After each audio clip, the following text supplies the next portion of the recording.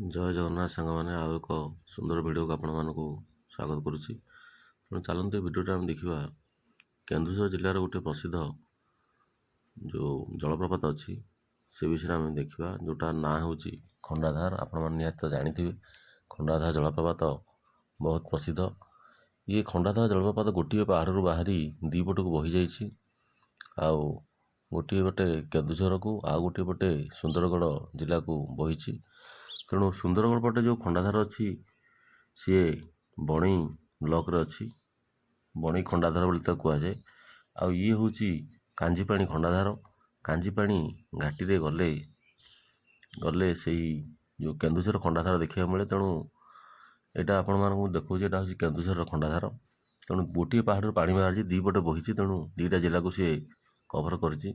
ତେଣୁ ଇଏ ସେଇ ବିପଦପୂର୍ଣ୍ଣ କେନ୍ଦୁଝରର ଗୋଟିଏ ଘାଟି, ଯେଉଁଟାକୁ କାଞ୍ଜିପାଣି ଘାଟି ବୋଲି କୁହାଯାଏ। ଆଉ ବହୁତ ନିଛାଟିଆ ଘାଟି। ଆଉ ଇଏ କେନ୍ଦୁଝର ଜିଲ୍ଲାରୁ ଏଇ ଜଳପ୍ରପାତଟି ପ୍ରାୟ 60 କିଲୋମିଟର ହେବ।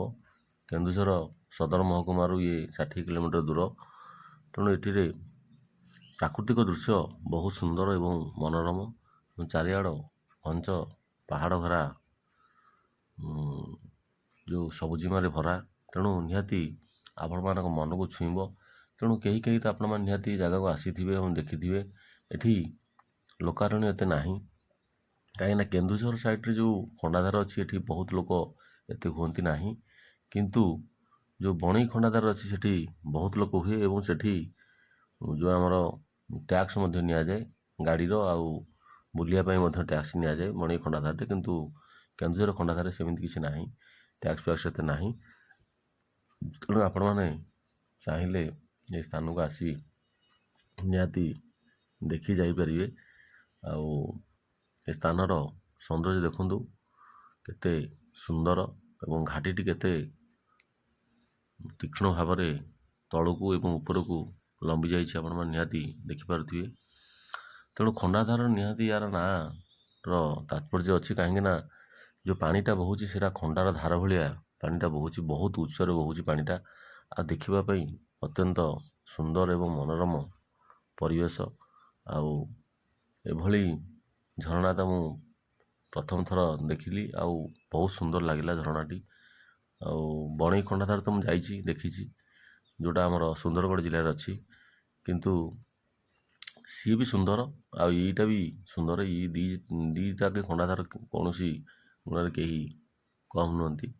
ଆଉ ଖଣ୍ଡାଧାର ଗଲାବେଳେ ଗୋଟିଏ ଆମର ସ୍ଥାନ ଅଛି, ଯେଉଁଟା କ'ଣ ନା ପ୍ରାକୃତିକ ପରିବେଶ ତ ଅଛି, କିନ୍ତୁ ଗୋଟେ ଗଛ ଦେଖିବାକୁ ପାଇଲୁ, ଏତେ ସୁନ୍ଦର ଗଛ, ବହୁତ ପୁରୁଣା।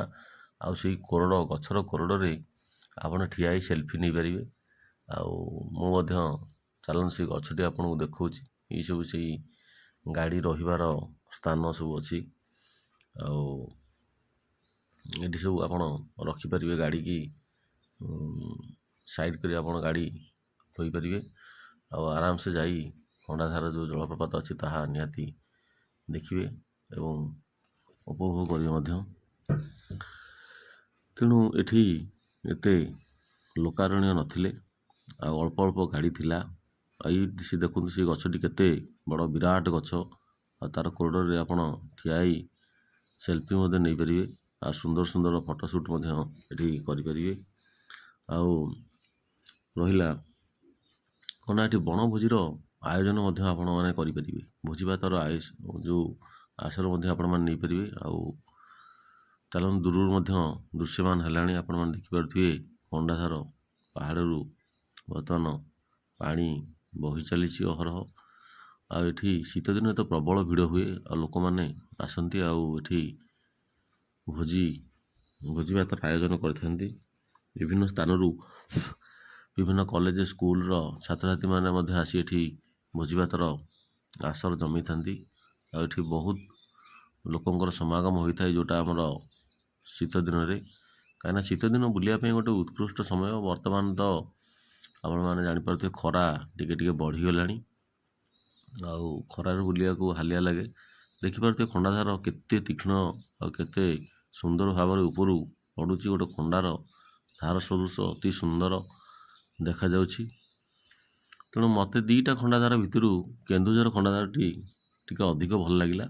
କାହିଁକିନା ଏଇଟା ପ୍ରକୃତରେ ଖଣ୍ଡାଧାର ଭଳିଆ, ଖଣ୍ଡାର ଧାର ଭଳିଆ ପାଣିଟା ହିଁ ପଡ଼ୁଛି। କିନ୍ତୁ ବଣେଇ ଖଣ୍ଡାଧାରରେ ପାଣିଟା ଏତେ ତୀକ୍ଷ୍ଣ ଭାବରେ ପଡ଼ୁନି, ପାହାଡ଼ ଦିହରେ ଘଷି ହେଇକି ସିଏ ବୋହିକି ଆସୁଛି। ଆଉ ତା'ର ଭିଡ଼ିଓ ମଧ୍ୟ ଆପଣମାନେ ଚ୍ୟାନେଲ୍ ମାଧ୍ୟମରେ ପାଇବେ।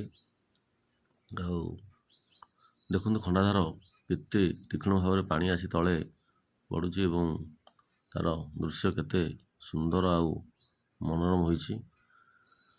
ତେଣୁ ନିହାତି ଆପଣମାନଙ୍କ ମନକୁ ଭିଡ଼ିଓଟି ଛୁଇଁଥିବ ବୋଲି ମୋର ଆଶା। ତେଣୁ ଏଇଭଳିଆ ସୁନ୍ଦର ସୁନ୍ଦର ଭିଡ଼ିଓ ଆପଣମାନେ ଚ୍ୟାନେଲ୍ ମାଧ୍ୟମରେ ଦେଖିବାକୁ ପାଇବେ। ତେଣୁ ଭିଡ଼ିଓଟି ଭଲ ଲାଗିଥିଲେ ସାଙ୍ଗମାନେ ନିହାତି ଲାଇକ୍, ସେୟାର, କମେଣ୍ଟ କରିବାକୁ ଭୁଲିବେ ନାହିଁ ଏବଂ ଏଇଭଳିଆ ସୁନ୍ଦର ସୁନ୍ଦର ଭିଡ଼ିଓ ଆଗାମୀ ଦିନରେ ମଧ୍ୟ ଚ୍ୟାନେଲରେ ଅପଲୋଡ଼ କରାଯିବ। ତେଣୁ ଦେଖିପାରୁଥିବେ କେତେ ସୁନ୍ଦର ପରିବେଶ।